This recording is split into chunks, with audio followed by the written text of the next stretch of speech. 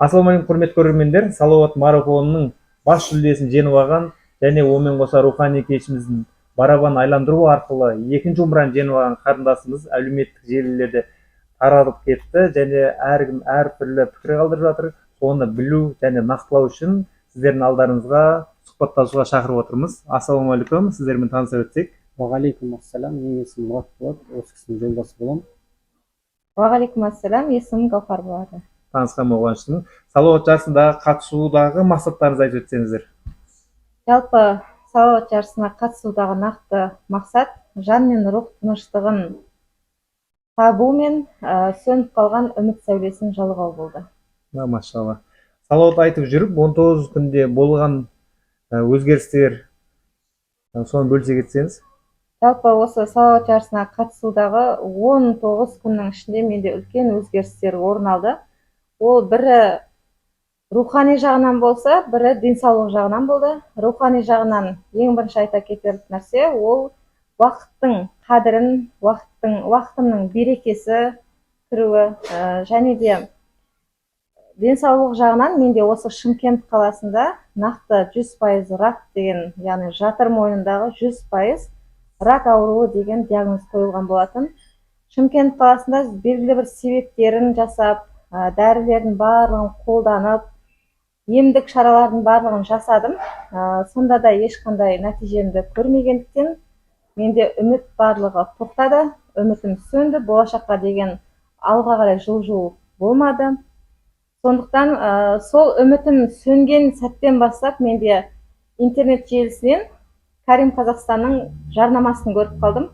Яғни салауат жарысы жаныңа азық болатын, рухыңа демеу болатын сондай салауат жарысының жарнамасы арқылы WhatsApp желісіне тіркелдім. Тіркелген кезден бастап менде кішкене осы жерден мен табамын, жан тыныштығымды, өзіме деген керек ақпараттарымның барлығын осы жерден аламын, өзіме ең маңызды деген қажетті өзгерістерді осы ортадан табамын деген нақты ой болды. Яғни сезім болды. Ол сезімді айтудың өзі үлкен бір уақытты талап етеді.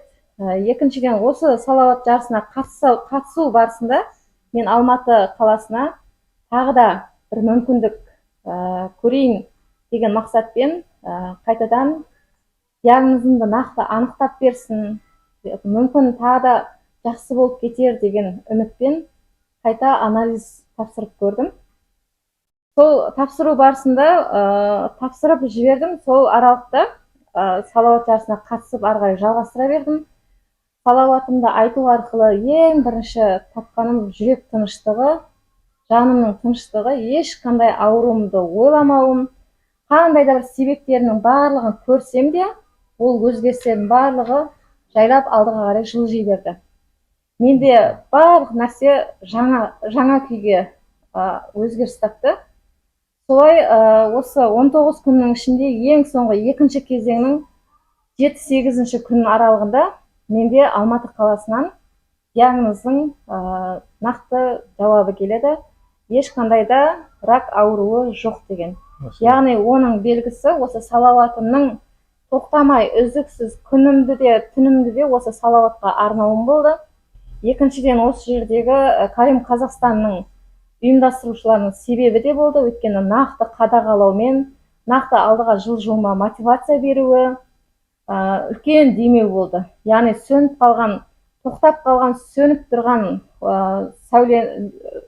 үмітті қайтадан жарық беріп, оған демеу беріп, қолдау көрсетіп, бұл кісілердің сондай бір нақты алдыға қарай жылжытуымен мен салауатымды тоқтатпадым. Салауаттың тоқтатпауының нақты диагнозым барлығы жақсы болып келді. Мүлде сөйлеуге жарамай қалған ауыз қуыстарының барлығы қайтадан ретке келді. Тап-таза деген рак ауру мүлде жоқ, сен ауру емессің деген болашаққа үлкен бір сенім берді. Ол сенімнің барлығы осы сіздердің арқаларыңызда, себепші болдыңыздар, бірінші Аллахтың арқасында деп ойлаймын. Алла разы болсын. Құпия болмаса қанша салауат айттыңыз, айтып өте аласыз ба? Менде жалпы осы соңғы 10 күндікте 9 күндікте 1.165.000 салауат айтылды. Машалла. Күніне қанша салауат айттыңыз деген сұрақтар өте көп болуда. Өзім де байқап жатырмын. Ол жерде күніне 145.000, 150.000, 134, 137. Яғни 100-ден төмен болмады, тек қана 100-ден жоғары болып отырды. Тағы да адамдарға бір қызық сұрақ бар ғой. Пайғамбар саллаллаху алейхи вассаламды түсіңізде қалай көрдіңіздер? Қандай кейіпте келді сіздерге? Соны бөлісе кетсеңіздер. Бұл кісі енді күніне 1 сағат, 2 сағат ұйықтап тұрса, мен айтамын енді ұйықтасай, демалсай, сен жоқ ұйқым келмейді дейді аңғалдегі. Қатты арнап, кейінгі күн қатты арнап та салауатқа. Сөйтіп аңғалдегі таң ата мен намазға тұрғызды, бұл кісі өзі ұйықтап кетті. Ұйықтап кетті, мен намаз оқып қойып, салауатымды айтып көзім түсіп кетті, бұл кісіге жатқан екен. Сөйтсем, бір күледі, бір жылайды. Ұйықтап жатыр. Сол кезде Пайғамбар салам түсіне келген екен бұл кісінің. Машалла. Сонымен кейін өзі жылап оянып кетті. Сөйтіп өзінен сұрады, қалай болды? Пайғамбар салам түсіне келген екен да. Қасында бір әйел бар деп, кейін ол әйел таңертеңгі неге жазсақ, Қуайт қызы деп айтып, сонымен кейін Гуглға жазсақ, Хадиша анамыздың әкесі екен Қуайт қызы. Мен кішкене толықтыра өтейін осы жерден. Жалпы Пайғамбар саллаллаху түсінде көруіме себепші болған ең бірінші менде осы электронды тасбих арқылы салауат айтылды ғой бізде барысында, жарыс барысында. Яғни бізде салауат жарысында өте көп тасбих жұмыс жасады бұл жерде, қолмен және жүрек. Нақты нәрсе тасбихтың жұмыс жасамай қалуы болды бұл жерде. Қанша түнімен күніңді арнайсың, түнімен өзің қиналып отырсың. Bir жағынан ауыз қуысы жарамай кеткен, әрең сөйлеуің бар. Bir жағынан сонша энергияңмен түнімен отырып салауатыңды айтасың. Сондағы нәрсе тура 40.000, 50.000 салауатқа жеткен кезде тасбих ары қарай жұмыс жасамай қалады. Сол кездегі менің бір толқыныс болды менде. Неге тасбих істемей қалады, ары қарай неге жұмыс жасамайды? Қатты күйзеліс болды енді өзім үшін. Сол аралықта, я Раббым, сен мені көріп тұрсың ғой. Мен соншалықты энергиямды, уақытымды арнап жатырмын. Менде ешқандай жасандылық жоқ. Өзің көріп тұрсың, мен тек қана өзгеріс алғым келеді өміріме. Ішкі жан тыныштығым болған сайын, менде жүрек тынышталған сайын, рухым азықтанған сайын, менде алдыға қарай жылжу, тоқтамау деген нәрсе болды. Артқа шегіну болмады мүлде. Сол аралықта тасбих жұмыс жасамай қалады мүлде. Мүмкін загруз етіп қалған шығар, қатып қалғаннан болған шығар, қайта несінің кнопкасын баса бергеннен деп сондай үміт болды. Шамалы уақытта істейді деген. Содан демалсын деген мақсатта кішкене тоқтаттым. Сол аралықта менде көзім ілініп кетеді. Көзім ілініп кеткен кездегі сезім өте басқаша болды. Бір ыстық леп, яғни оң жақ бастан сипалау, түртіп оятқандай, неге жатсың деген сияқты бір белгі болды. Көзімді ашып қарасам, сондай бір ешқандай белгі жоқ, ешқандай бір дүниелік зат болмаса бір әлемді көріп тұрған жоқпын. Жай ғана үлкен бір жарықтан қараңғы жақтан маған жақындап жатқан бір бейнені байқадым. Сондағысы сен жақындаған сайын мендегі жүрек тебіренісі өте басқаша болды. Сен кімге арнап айтып жатырсың? Сен кімге айтып жатырсың деген сұрақтар маған өте анық естіле бастады. Сондағы сен маған арнап жатырсың ғой. Менде ешқандай сөйлеу жоқ, сөйлеу байқалмайды. Сен кімге айтып жатырсың? Сен маған айтып жатырсың. Мен келіп тұрмын алдыңа, мен қонақ алып келдім саған дейді. Мен саған қонақ болып келіп тұрмын дейді. Сондағысы мен пайғамбармын деген сөз естіледі. Пайғамбар екенін естіген кезде мен мүлде басқа сезім болды.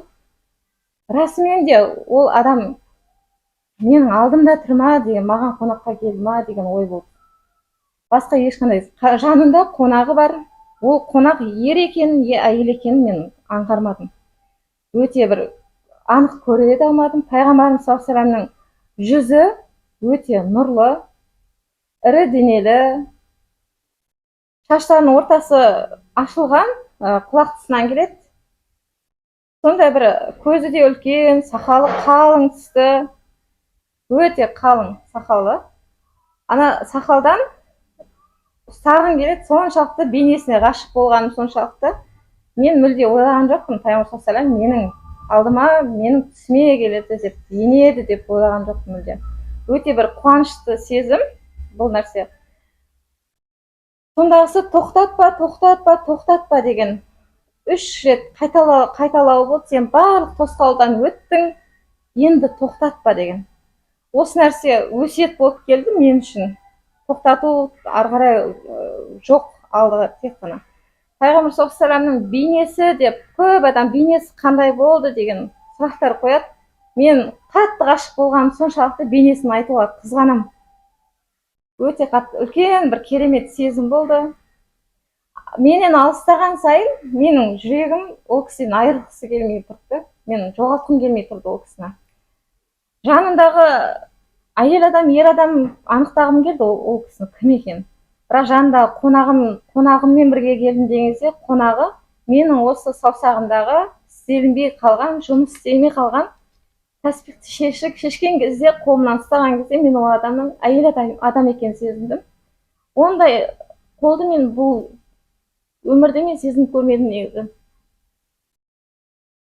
Ол таққаны мен тәспих екенін, ер жүзік екенін мен расымен де аңғарамадым. Өте көз шағылысып, өте жарқыраған соншалықты, мен көзім шағылысқанда мен ол не зат екенін, қандай түсті екенін мен аңғарамадым. Бірақ мен сол нәрсе қолыма тағылғаннан бастап, мендегі салауат айту жылдамдығы өте жоғары болды. Мен өзім де таңғалдым. Ешқандай шаршау жоқ, ешқандай тосқауыл жоқ менде. Тек қана айту болды. Ауыздағы жараның барлығы кетті. Толықтай кете бастады. Менің сондағысы ол екеуі тек қана артқарап кеткен кезде, ей, сен неге жылайсың? Неге жылайсың деген дауыс Пайғамбар саллаллаху алейхи вассалам сондай бір қиық көз қиығымен қараған кездегі денесімен толық бұрылып қарайды. Кетіп бара жатқан сыңай болған негізі. Сол кезде сен менің жанымдағы қонақты неге сұрамайсың? Неге сұрамадың деген нәрсе болды. Сұрақ қойылды маған. Мен сондағысы бір жылаймын, мені күлдіртіп қояды, күл жылама деген. Сондағысы Хуалид қызы ғой, сен жақсы көретін, сен сүйетін Хуалид қызы дейді. Ары қарай мен оянып кетемін. Ары қарай жоғалтып аламын ол кісіні. Сонда Хуалид қызы деген қанша мен өзім өте қатты бір қобалжу үстінде болғандықтан жанымдағы телефонды алып бұнда Хуалид қызы деп Гуглге жазам. Хуалид қызы деген мен сүйетін, мен жақсы көретін расымен де Хадиша анамыз екен. Хазірет Хадиша анамыз өте саудамен айналысқандықтан мен өзім сауда барысында жүргендіктен өте қатты қызығатынмын. Мен сол әйел сияқты, сол ана сияқты боламын. Кішкене бір амалын жасасам да мен соған ұқсаймын деген өзгеріс болды менде. Бірақ мен оның жүзін көре алмағаныма өте қатты өкінемін. Мүмкін мен сұраған кезде мен бейнесін көретін бе едім деген өкініш бар. Бірақ Пайғамбар саллаллаху алейхи вассаламға сондай менде бір ғашықтық сезім пайда болды. Қайтадан көрсем екен, ол кісімен өмірім болса екен деген сондай бір мақсат болды. Одан кейінгі сезім. Енді сол күнде Пайғамбар саллаллаху алейхи вассаламды түсімде көрген күннен бастап жылдамдық өте жоғары болды. Шаршауды білмедім. Уақытымның барлығы берекелі. Ол 24 сағат болса, ол 24 сағат мен үшін өте жоғарғы деңгейдегі уақыт болды. Барлық нәрсеге үлгеремін. Сағат кешкі 6-да мен тәспихім жұмыс жасамай қала салады. Өшіп кетеді барлығы. Бірақ сонда 10 мен 10 жарымның арасында салауат жарысында тапсырамыз админге. Сол аралықта қайтадан айтып үлгеремін. Сондай бір өзгерістер болды. Пайғамбар саллаллаху алейхи вассалам барлық пенденің алдына түсіне енсе екен деп тілеймін. Өйткені Пайғамбар саллаллаху алейхи вассалам кім маған көп салауат айтса, сол үмбетімнің жүзін көруге, дидарын көруге мен асығамын дейді ғой. Мүмкін сондай болған шығар. Мен өзімді мүлде лайықтымын деп ойламаған едім негізі. Бірақ салауаттың сондай бір тосқауыл деп жатқаны, денсаулығымның, өмірімде тыныштықты іздегенім, сондай бір тәспихтен жай ғана кішкене ғана құралдан соншалықты мен 19 күн бойы қиындық көргенімнің, қиындық көре салып мен алдап бетси салсам да болатын еді. Бірақ мендегі нәрсе өте шынайы болды. Қайтадан сол нәрсені қайталаймын. Өйткені мына жақтан аузынан қан кетіп жатыр, іріңді болады, аузым көпіріп кетеді, сондай бір қиындықтар болды да. Түртіп отырып сөйлеуге шамам келмей қалды. Тамақтану, су ішуге мүмкіндік болмады ауыз қуысының жарасынан. Жоқ, солай. Иә. Енді кешірім өтінеміз, енді көңіл сұғып қоятын болсақ, енді Құдай қаласа, пайғамбар шапағаты болсын дейміз, иншалла. 19 күндегі әсеріңіз, одан кейінгі әсеріңіз, оны да бөлісе кетсеңіз. Пайғамбар көрдіңіз, салауат жарысы бітті, рухани кештен 2 умра ұтып алдыңыз. Одан кейінгі әсеріңіз, әлеуметтік желілерде осы сұрақтар келіп жатыр. Сол себепті сіздер осы жаққа келіп, халықтарға толыққандай қандай сұрақтар қойып, соған жауап беріп өттік қазір қысқа мерзімде. Сізде өміріңіз ары қарай тағы өзгере түсті ме? Иә, әрине. Мендегі өзгерістер өте көп болды деп жатырмын ғой. 19 күнге дейінгі менің өмірім өлімге дайындалу болды, сөздің шыны керек. Бар нәрсе мен үшін тоқтап қалғандай болды. 19 күннің арасындағы менің өмірім қайта сәуле, үміт жалғанды. Ол үміт күннен күнге тамшылап жалғанған сайын мендегі болашаққа деген өз-өзіме деген сенім пайда болды. Яғни рух, жан, Карим Қазақстанның осындай бір салауат жарысындағы мен тапқаным 10 жыл бойы армандаған, күткен жетістіктеріме жеттім деп ойлаймын. Ал 19 күннен кейінгі өмірім ол өте басқа, яғни салауат менің өміріме айналды. Салауат айту амалы менің әдетіме айналды. Аллаға шүкір, 145-тен 150 аралығында болса, дәл қазіргі уақытта 180 мың, 170 мың салауат айту әдетке айналды. Өте жоғарғы деңгейде өмірім жаңарып жатыр. Барша салауат жарыс өмірім тоқтап қалды, болды, мен шаршадым. Өмірден ешқандай болашақтан менің үмітім жоқ, болды, бұл өмір тоқтап қалды деген әрбір жанға айтарым, бұл өмір тоқтаған жоқ. Сіздерде әлі мүмкіндік бар дегім келеді. Біз осы уақытқа дейін жан-жақтан іздеген үміттің сәулесін тек қана шариғат жолымен, тек қана исламнан бақытты таба аламыз. Ал ол жолдың бағыт-бағдарын беретін белгілі бір көрсеткіш болу керек, белгілі бір бағытты жол болу керек, тура жол болу керек. Ал оның жолдың бағытты мен тек қана Карим Қазақстаннан таптым.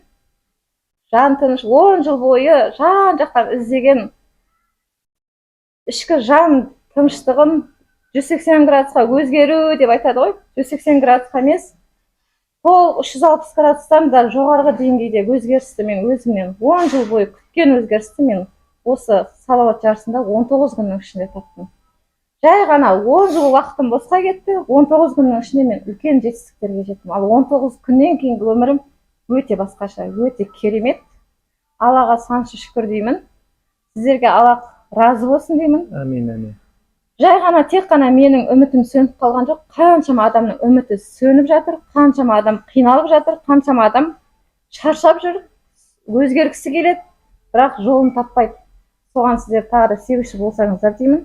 Әмин, әмин. Рахмет сіздерге келіп сұхбат беріп жатқандарыңызға. Құрметті көрермендер, сіздерге қазір осы қарындасымыздың өмірін басынан өткенін айттық. Бізге күнделікті осындай 10 немесе одан да көп адамдар айтып жатады. Бәрін сіздерге шығара алмаймыз. Салауат, пайғамбар саллаллаху алейхи вассаламға салауат айту және өмірімізді арнау, өзімізден артық жақсы көру әрбір мұсылманның парызы десем қателеспеймін. Келесі кездескенше сау саламатта болыңыздар.